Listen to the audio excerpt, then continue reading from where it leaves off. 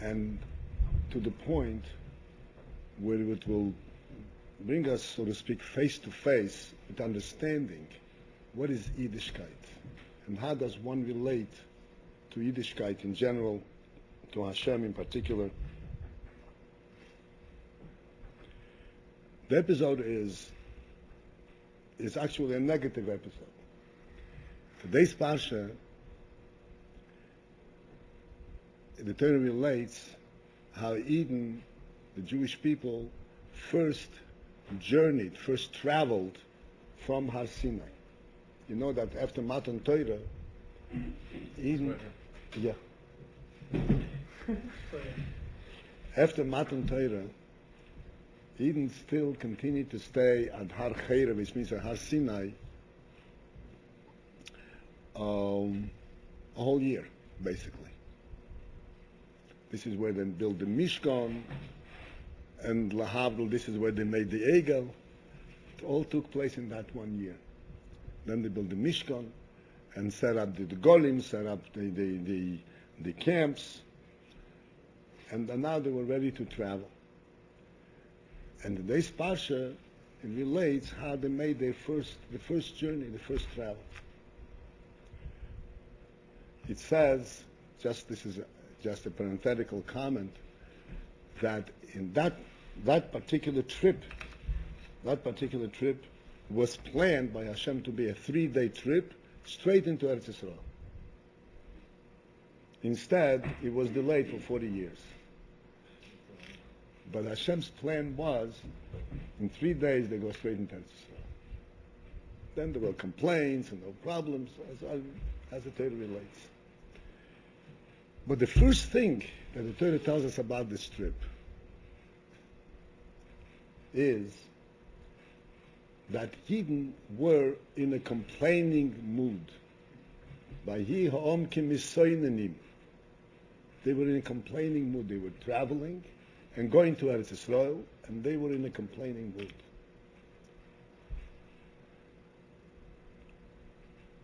So you would think they were in complaining mood. After all, they're walking, even though they were in the desert, but in fact, the Aname HaKovet protected them against the heat and against the uneven ground and any kind of insects, any kind of discomfort. They were completely protected. Nevertheless, they were not sitting, they were not resting. They complained, complained out of laziness. But, at what point was it decided it was going to be 40 years? Was it after the sin? 40 years? He's 40 years in the desert. 40. So was it after the hit eagle, or was it after the Meraglim? After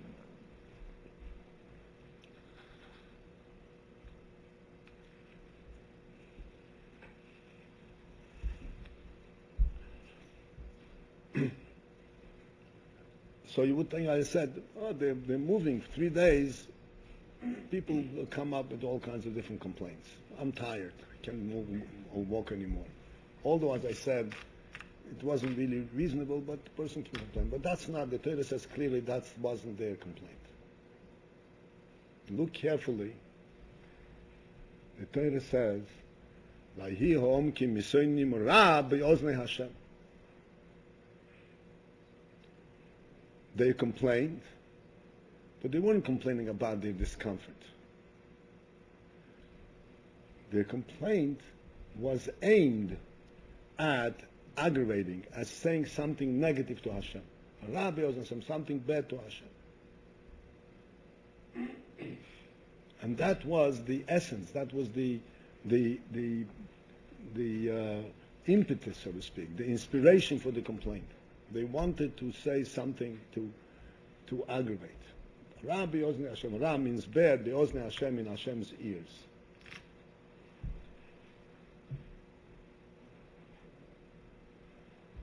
So when we learn this, it behooves us to reflect. What's going on? Why would they just look to complain? Ra be'oznei Hashem. What's wrong with Hashem? Why is Hashem such a target of complaint?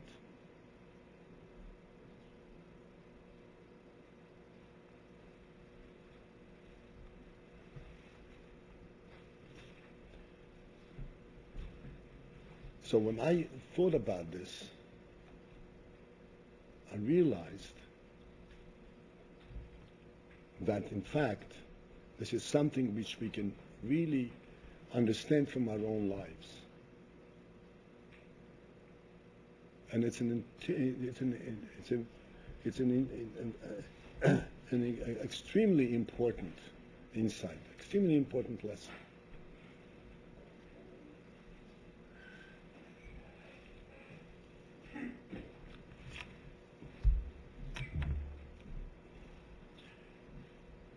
Let us first examine the lifestyle. Hashem gave us a Torah and set us on a path as a nation and as individuals to live the life according to Hashem's will, to be Ovdei Hashem. What does that life consist of?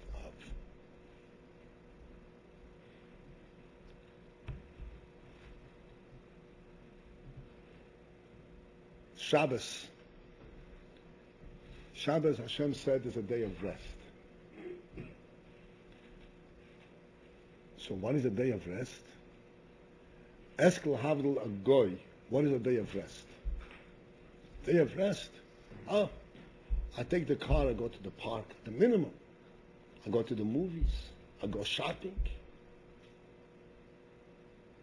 I do something. I go play tennis. A day of rest is literally a day of rest. Not just resting, but literally you're not allowed to create and do anything. And what do we in fact do Shabbos? We daven, we learn, we eat. And that way we literally fulfill Hashem's commandment of keeping Shabbos.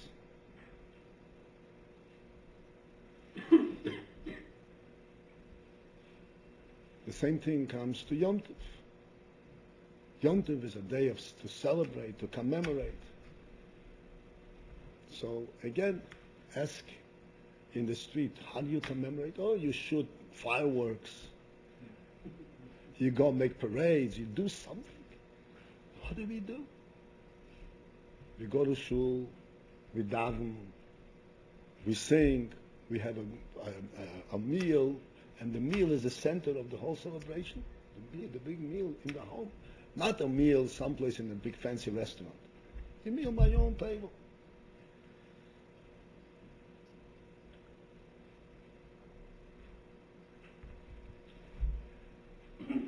And these are already days, so to speak, special days. Shabbos, Yom Tov. But don't take a plain Tuesday. What is a plain Tuesday? And this is the path that Hashem set up for us. What is a Tuesday?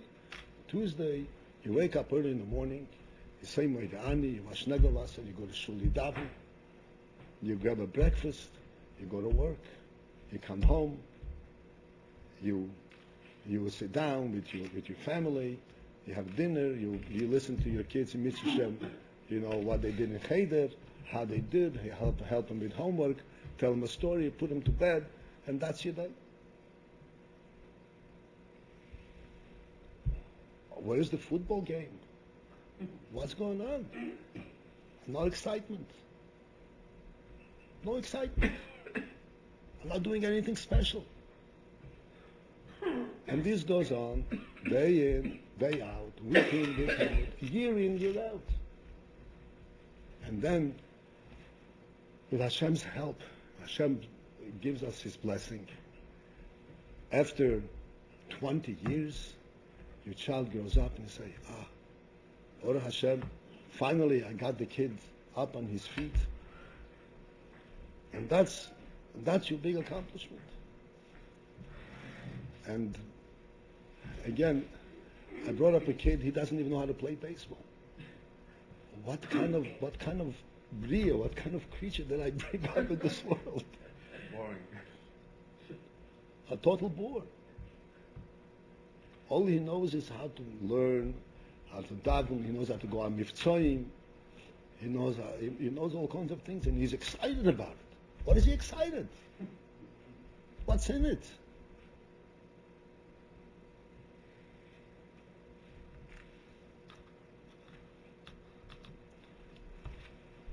What's underlying all of this?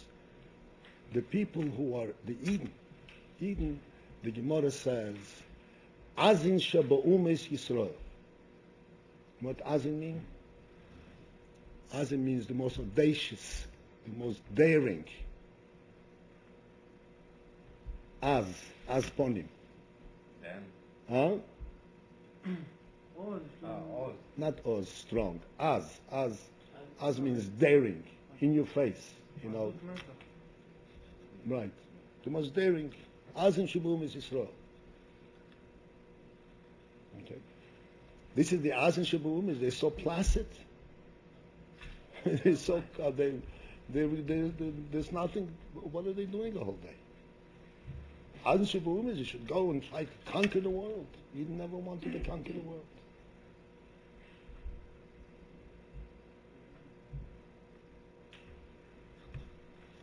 Just yesterday, there was a piece of news. On the news, on simple news, there was this big football player. He was a quarterback. Now, I don't know what football is, I don't know what a quarterback is, but I understand that quarterback is the most important player in a team. Is that correct? Anybody knows? Yeah. Correct, right? And he was a quarterback in some nationally, a very special team. So you would think that this man has finally made it. And he should be happy and satisfied. Look, he made a career. This man went motorcycle riding without a helmet, got into an accident, and he is destroyed. I mean, I'm not wishing him any ill. What is his name? Huh? What is his name? His name? That's too much for me. Don't push it. The Kabbalah. The point is, this man, with all the things that he was doing, all the excitement, it wasn't enough. He had to ride a motorcycle, he had to prove that he can ride a motorcycle without a helmet, and he destroyed his life. And if he hadn't destroyed his life, if the accident happened, would he have been any happier? He is still driven, he's still looking for more excitement. And here we have Azin Shaba'umes, the Jewish people, by no means a lazy people. Everybody knows there's not a lazy bone in the Jewish body. And they're satisfied just to go, Tuesday to Wednesday, Wednesday to Thursday, and then to Shabbos, and everything's fine. And nothing special is happening in their lives. What is happening? How does this happen? The answer is quite simple.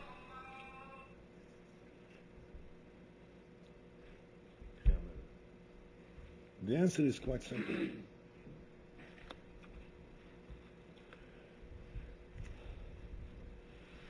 All of that excitement that is so demanding on a person to have more and more excitement is actually saying that life itself has no meaning. Life itself, to live, the experience of living, is totally meaningless and is boring and is not satisfying and doesn't do anything for me. Life is a boring experience, and in order for life not to be boring, I need some excitement. I need something that I have to accomplish. I have to push myself, prove something. I have to have, instead of Hashem saying, listen, you're alive, live. No, that's not enough. I have to have 1 million people stand around me and tell me, oh, you're accomplished, you're great. If people tell me, then it's something. If Hashem is telling me, that doesn't touch me.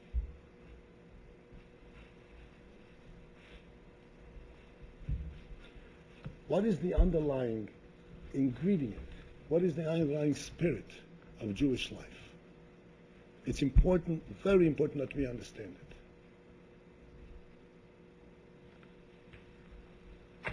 Everything that we do, we eat, we sleep, we go to work, we raise our children, we give tzedakah, whatever it is. The most important aspect and spirit in this is that there is a spirit of truth in it. There is God in it.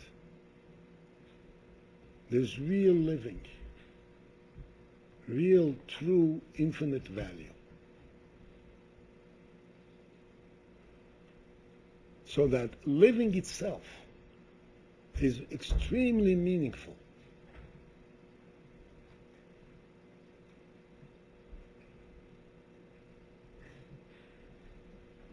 David HaMelech expressed it, and he said,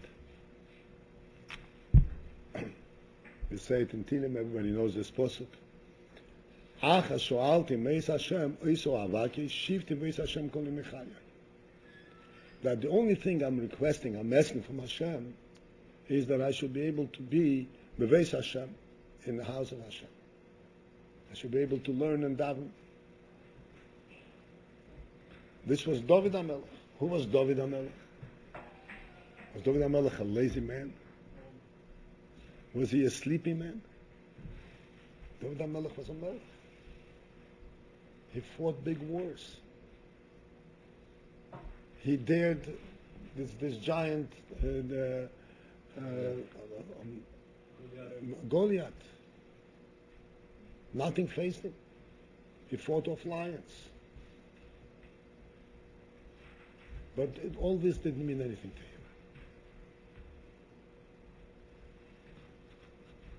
to him. So, clearly we're talking about David HaMelech. But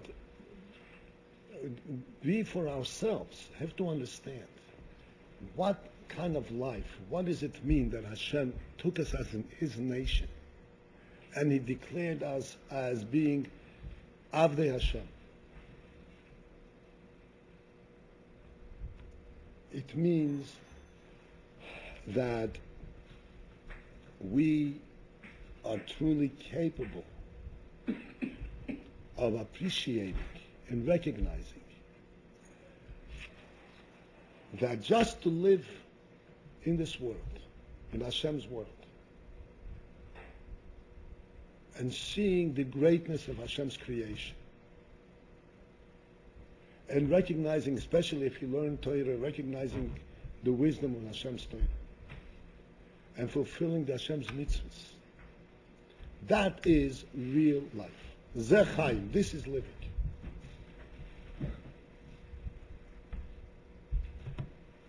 If we take this in, so to speak, in simple human terms, you say, you're living a normal life. It's called normalized. No, you know what normalized means? Mathematics is the term normalized. Normalized means that things are even. There is nothing sticking out too high, nothing going down too low. It's more or less, it's even. This is called normal life. In the world, a normal life is boring and meaningless.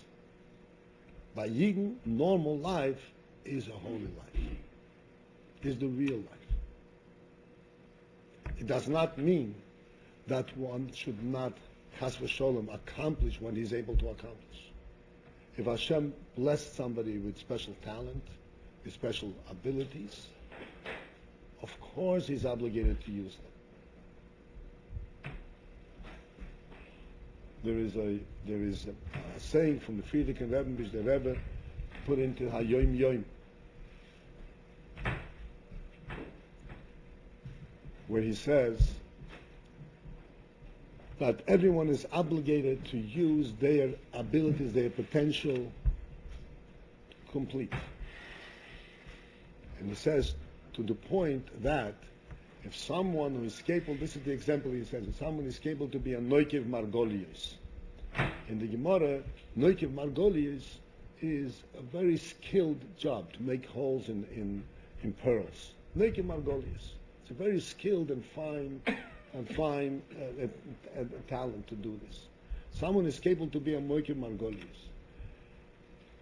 Now, what's moikiv margolius? What do you do? What do you do with the margolius? What do you do with the pearl?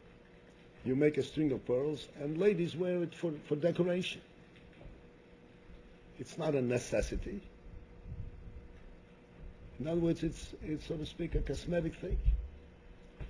So he says to himself, instead of being a moikiv margolius, I'll be a baker. If I bake bread, I'm doing real important things. So it says, the Rebbe says over there, L'cheit yichoshev, la yishahu. This is called a chet. He is sinning because he's not using his talent. So clearly, the Torah does not mean that we should not use our talent. Everybody is obligated to use his talent. But there is an important but. That using the talent, that does not define who you are, and does not define your life. There is always the recognition that that what is actually happening in life is the normal path in life. It is important that we understand that simply to get up in the morning without any great show of force, getting up in the morning on time, and washing negavasa, saying Meidani, and going to mikveh, and davening with a minyan, and eating breakfast with Dr. Zain, and learning a normal pattern. This is true avodas Hashem. This is not just passing your time away. This is true avodas Hashem. Because in this activity, you recognize that the value of what you're doing is not something that you can praise yourself with. It's not something that you're excelling, and there's not going to be people standing around and clapping for it. You're living a normal life the way Hashem meant it for human beings to live. And in that respect, you are what's called an Oived Hashem. What is the meaning of Oived Hashem? Serving Hashem. How do we serve Hashem? What kind of service does Hashem need from us? What does it mean you serve Hashem? Serving Hashem means that you live in a manner where it's obvious that Hashem is the one who made you, and that you're fulfilling the plan that Hashem had for you. That's avodas Hashem.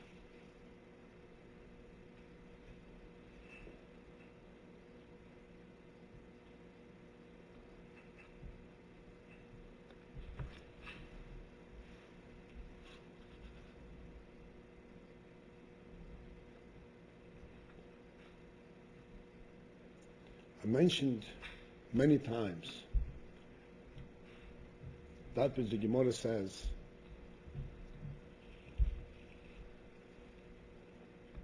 Gemara tells us the story, this is something which mentioned many times, that there was Yochanan Kohen Gadol. There was this great man called Yochanan who was a Kohen, and he was a Kohen Gadol, which means he was a very great scholar and a very holy man. This was in the time of the second Beis Hamikdash. The second Beis Hamikdash, after Hanukkah, even before, but particularly after Hanukkah, when Matisyahu and his sons fought off the Greeks, so Matisyahu was a Kohen, so the Kohanim became also the kings.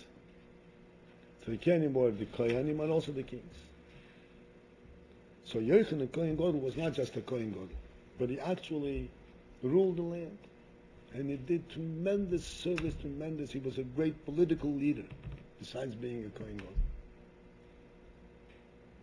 And the Gemara says that this Yochanan Kohen Gadol For 80 years he was a Kohen Gadol, and Livsoif Nasa Tzduki. At the end, he became a Tzduki. Who was a Tzduki? Tzduki was a certain sect that did a lot of tzoras, and they essentially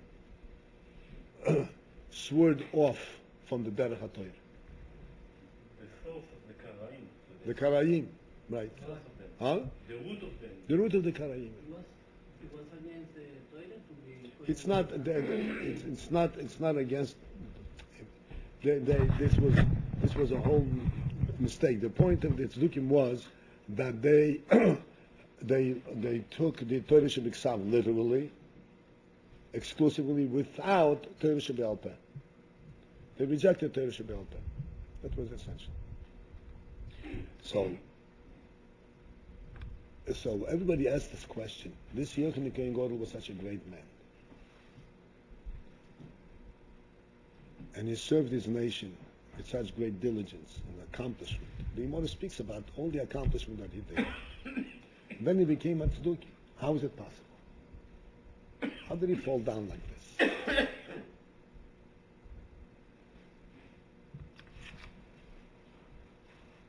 So the Rebbe spoke about this and explained it in a certain way. I want to bring it from the perspective of what we're discussing now.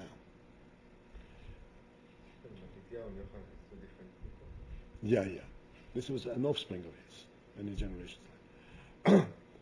I want to speak from the perspective that we are talking now.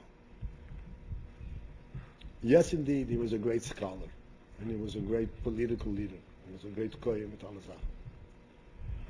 But after 80 years, something struck in his mind. And what was it? Look what I accomplished. Look what I accomplished. And he became excited and touched, not by the fact that he was serving Hashem, he was an Eved Hashem, and that he was actually going in Hashem's ways, that is Hashem's nation, Hashem's world. But look what I accomplished. And look how people recognize who I am. And that, in one instant, can destroy the person. This is punkt de hepech of the derech Hashem that the Torah gave us. There's actually a play on the word. The Gemara says, "V'soif nasa tzduki," right? Somebody says, "V'soif nasa tzduki." Tzdukim comes from the word tzedek. The tzdukim, the reason they were called tzdukim is because it originated with a man called Tzodek. He was Bemis Natan, he was a great man, but he said something, and because of that, these Talmidim misinterpreted what he said. But it comes from the word Tzodek. So he said, Tzduki. Tzduki also means tzedek, righteousness. At the end, he became righteous. This means he became righteous in his own eyes. He started seeing himself as being a righteous man. It's not a question of kfira, no. It's a turn in the mind. What should matter? What is the underlying spirit of Jewish life? Is that I'm living in Hashem's world with Hashem's neshama, and I'm living in Hashem's Torah. No matter how great I am, makes no difference. Or how small, for that matter, makes no difference. The Baal Shem Tov taught us clearly. As long as I'm using all my faculties and everything that I have, then the main thing is that I'm doing Avodas Hashem. When he turned to look at himself and he started valuing his accomplishment rather than the fact that he is an Eved Hashem, this is what completely threw him off the path. In one instant, completely threw him off the path. Then you can be at the summit of a mountain and fall down all the way to the bottom. Because what holds a Yidden up, it is the godly spirit, it's the Amunah. This is what holds him up in his avodah.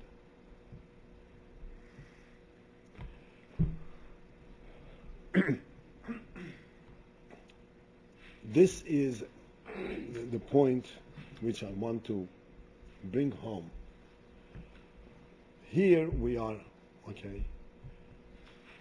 Everyone here, as I mentioned many times, comes from all kinds of, the background, all kinds of backgrounds. Some more or less are straight and healthy, some from a totally sick background. Makes no difference.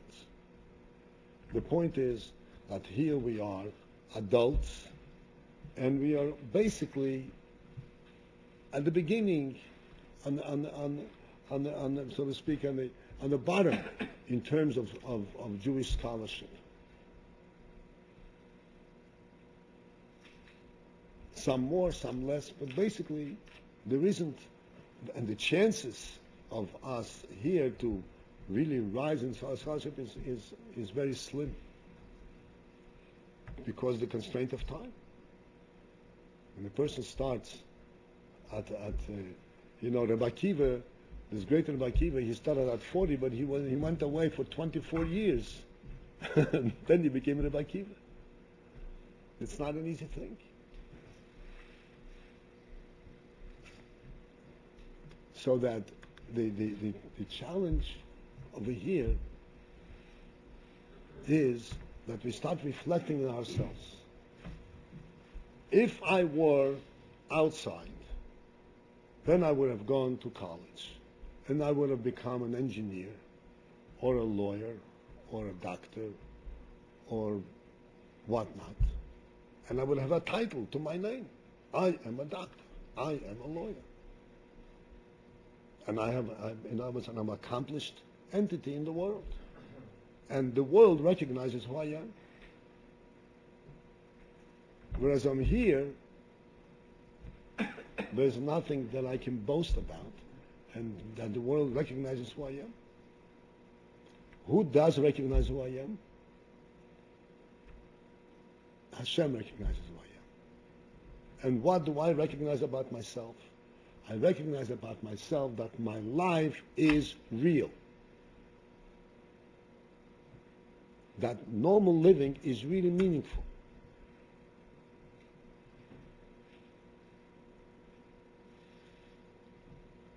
If we think and reflect just briefly, a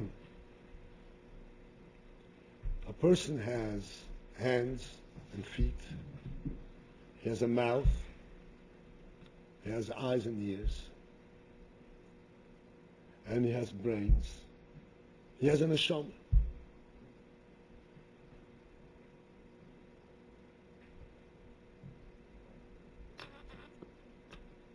Everybody recognizes when they reflect on it that the most precious thing that he has is the neshama.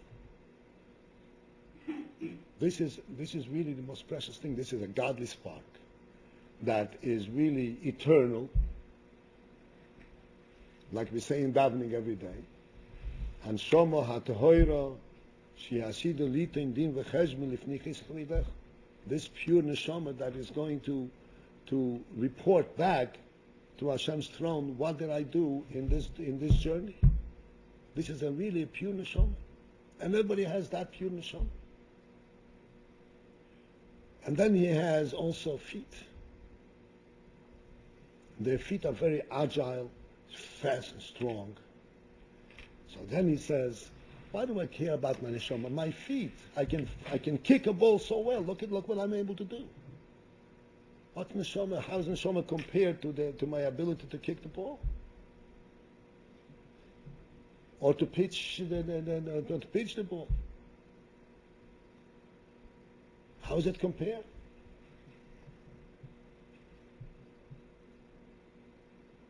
So you see the irony in this. It's mamish ironic that we can forget about the precious gift that we have, and we start concentrating on, we start valuing things that are in comparison totally insignificant.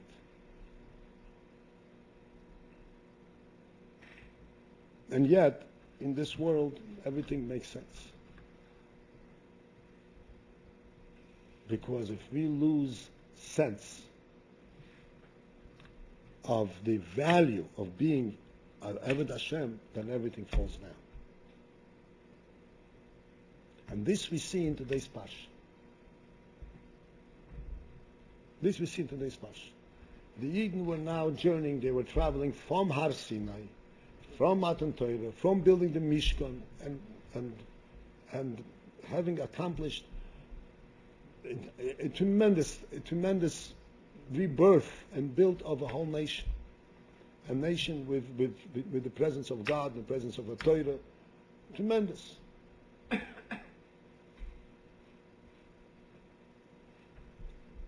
And all of a sudden they started complaining.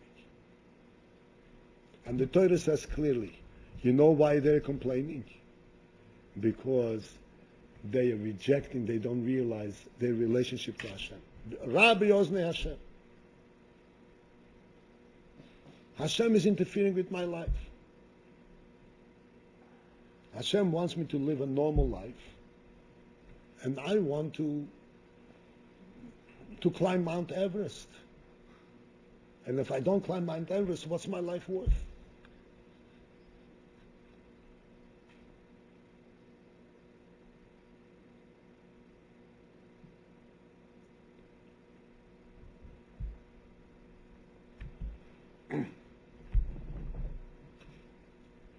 I explained from various angles when we were learning the trop and the klal and the nigen, or just like when a person is driving a car and there are 3 lanes on the road, he can use all 3 lanes. But he has to basically be able to run on a single lane. If he cannot run on a single lane, then he's not allowed to drive, even though there are 3 lanes on the highway.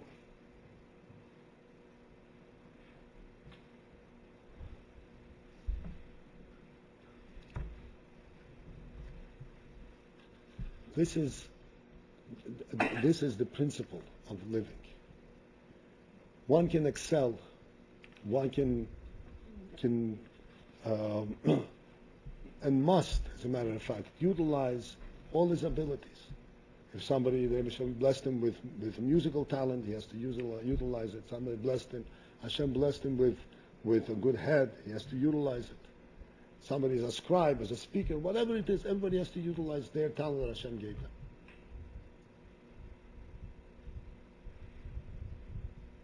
But he has to utilize it from the base of normal life.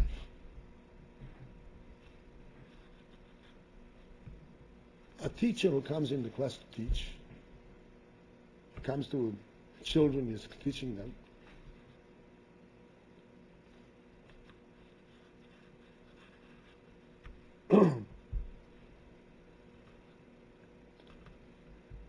He cannot teach them the Aleph if he does not say that this Aleph comes from the Torah. In other words, everything has to be related back to the base. Then he's really teaching them. Then he's giving them something.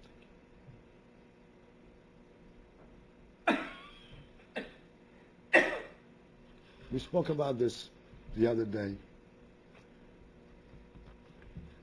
Learning Aleph base, for instance. Aleph base.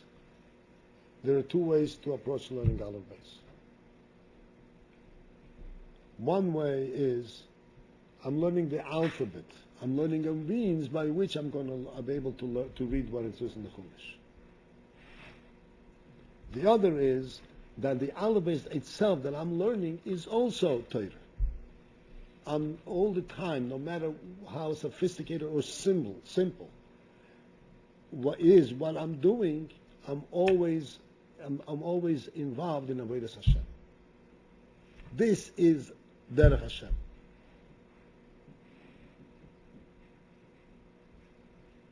This is Derech Hashem. Not the excellence, so to speak. When he excels, and he proves himself, that's not Derech Hashem. Derech Hashem is that you're doing that which is right to do. And therefore, it's extremely important, because we are coming from a world where this is not recognized. It is, if you accomplish here, you stay in the yeshiva, to get a feel that to live a normal life is good living, there cannot be a greater blessing that you can accomplish.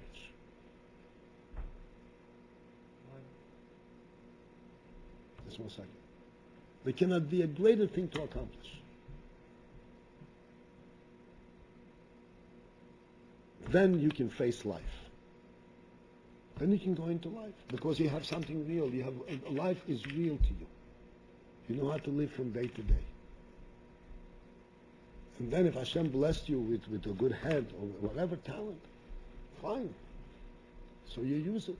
But you always go back to the center, to the base. Otherwise, if you fly off and you don't have a base to come back with, you lose yourself in life. You lose yourself in life.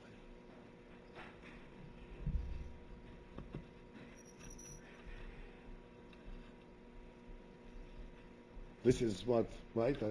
In singing, everybody knows that if you can be a tremendous singer and a tremendous span of your voice, but if you don't have a bass, you don't understand where your bass is, you're just going to off kilter. You're going to be off key, no matter how talented you are. You're going to lose it. Sound familiar? So many people. This is the basic life, and I said, yes, we're learning here how to learn. We learn how to daven. We learn how to do mitzvahs. But the primary thing what we learn is to be a yid. This is what we practice here. And this is what's going to set us for life more than anything else. No, I didn't understand, like, for example, the approach to someone when someone has any kind of ability or skill. I don't understand what it means to guide it back to the base. Like, you said, Back to the base means simply this: that no matter how talented you are, you understand that the real value of using your talent is to promote. You know what promote means? To promote the inyan of Yiddishkeit. That's when it's valuable.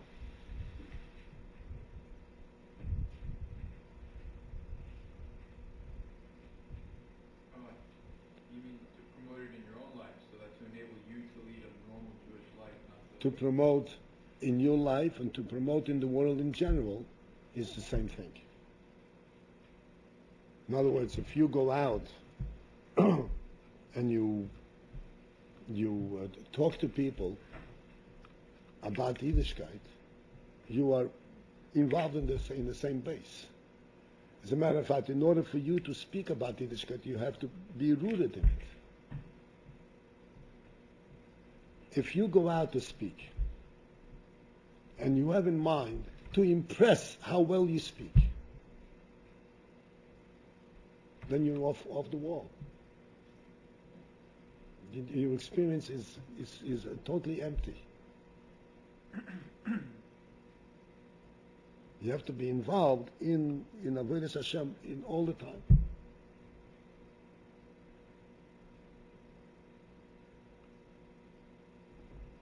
Then the life is real.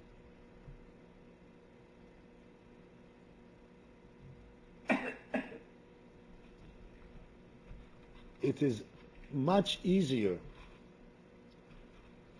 to learn even a shikul Gemara, even a shikul Chassidus, than to learn this principle.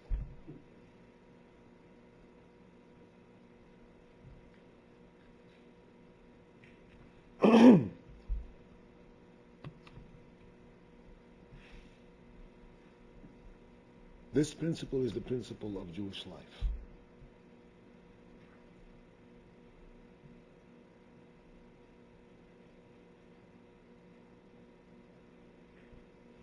This is what permits us, with Hashem's help, to build a home, to get married, to set up a family, and to go into a routine of life, where one day is the same as the other day, seemingly, but every day lives, every minute lives.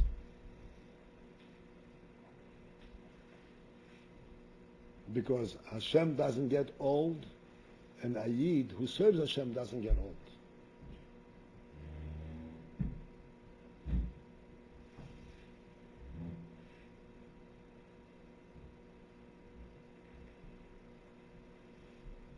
I want to ask, if a person, let's say, you said that person who speaks very good, if he goes and speaks, he gives a lecture for many Yidden, and also do a great thing by enlightening them, but he adds in him a certain aspect of his own ego and fulfillment, self-fulfillment, that, I felt good, I spoke very well. Should he do it anyway? Well, he should do it anyway, provided that he also has in mind that he wants to give the right message.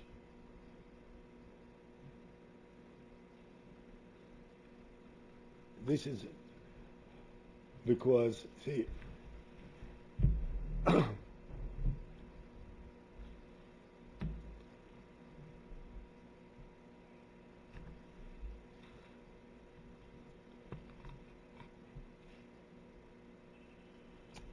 I'm going to give you an example from something which is completely strange to us. You heard of the Reform Judaism, quote unquote. What is Reform Judaism? How did it develop? What kind of crazy entity is this? It's an entity, a body without a soul. There's nothing to it. The rabbi, his job is to inspire, not to teach. To get people excited about something. To give people an experience, a spiritual experience, not to give them spiritual meaning. He is doing them a terrible disservice. You know what this service means? Disservice? This service. The opposite. The opposite of service. Because he's giving them, the Gemara tells us, that when Eden were being driven from Eretz Yisrael, by Nebuchadnezzar, they were being driven out of Eretz Yisrael. So they passed by some Bnei Yishmael. So they went. So they asked the Shaboim, they asked the officers who were driving them, please take us to Bnei Yishmael. Bnei Yishmael are our brothers, and they will have Rahmanas on us. They will give us food. They will take care of us. So Bnei Yishmael came out and seemingly greeted the Yidden and gave them salty food, herring, whatever, pickles, whatever it is. And then they gave them jugs, leather jugs. It's called what they use in the army, jugs. And even thought that these jugs were full of water. But these jugs were blown up with air. And Mayid would put this jug to his mouth, he wanted to drink, the air pressure would go inside and kill them. Huh? Where it happened? Where? Where, yes. In the time of the first Bris Mila's destruction. So it's a noid nafuach. It looks like full of water, but it's thin. It's air. you have to give real stuff. If a little bit you think to yourself, you pat yourself in the back also, so that should not prevent you from doing it.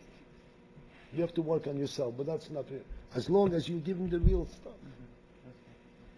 Not noid nafuach, not a blown up finger that kills the neshama.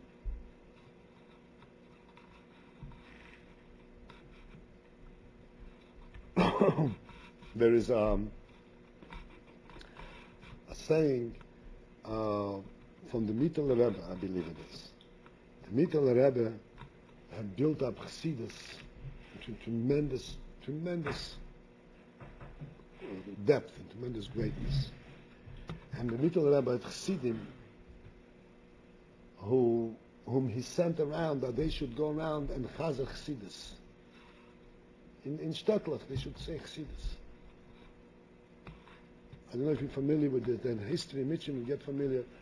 The Jewish history in that time is that Eden, there was a pale of settlement. That means the Tsar wouldn't permit Eden to live in certain sections of Russia. Eden always had tzaras. They couldn't settle, they couldn't live, they had to live outside of the city. And they couldn't have parnasa because they were prevented from doing business, doing the very various things. So the Rabbeim the Alter Rebbe worked very hard on settling even in little villages so that they would become farmers and have parnasa. But in the meantime, when Eden went into these villages, so they were far away from yeshivas, far away from Rabbonim, they became very simple, many of them. So the Mittel Rebbe said, I'm going to take care of you. What he did was he sent around Chassidim to visit these villages. They would stay with them a little while, a week or 2 weeks, and with chazer Chassidus and all that. So one time, a Chossid said to the Mittel Rebbe that I can't chazer Chassidus anymore. Because when I chazer Chassidus, I have a feeling of yeshes. I have a feeling of a personal accomplishment, and I don't want it.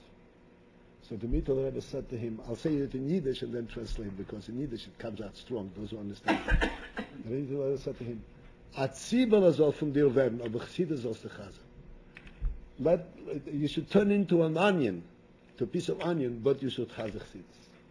In other words, the fact that you're concerned about your avodah, that's your problem. But as long as you chazer authentic Chassidus, and you mean it, you should do it.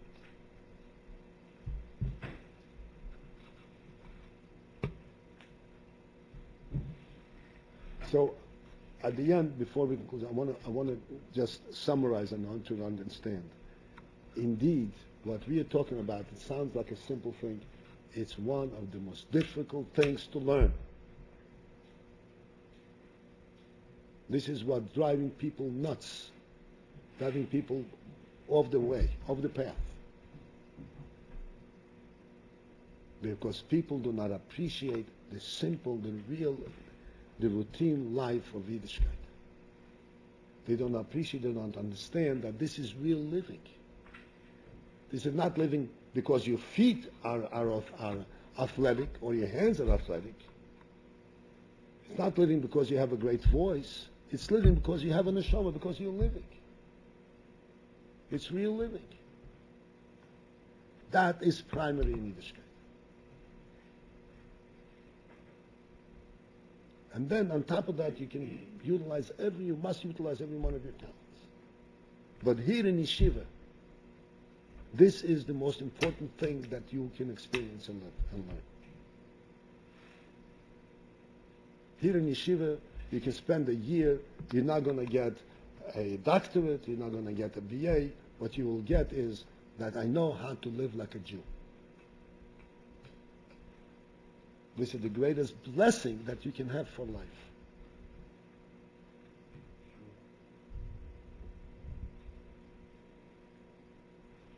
And we have to absorb this blessing and live with it. The Rebbe will bless you that you should have really successful lives. I'd like to share something that I read. Sorry?